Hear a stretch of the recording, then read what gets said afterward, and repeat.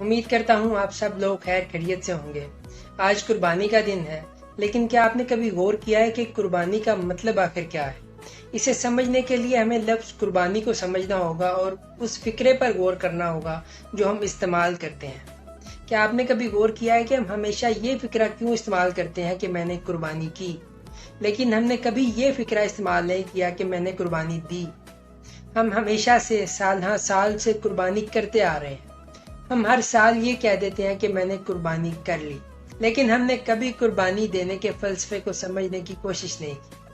اگر ہم اس واقعے پر غور کریں جس کی یاد میں یہ تمام اہتمام کیا جاتا ہے، تو حقیقی قربانی تو باپ اور بیٹے کے درمیان ہونے والی گفتگو تھی۔ حضرت ابراہیم علیہ السلام نے اپنے بیٹے کی قربانی دینے سے دریغ نہیں کیا، اور حضرت اسماعیل نے اپنی جان کی قربانی دینے سے دریغ نہیں کیا۔ دمبا تو اس قربانی کا فدیہ تھا۔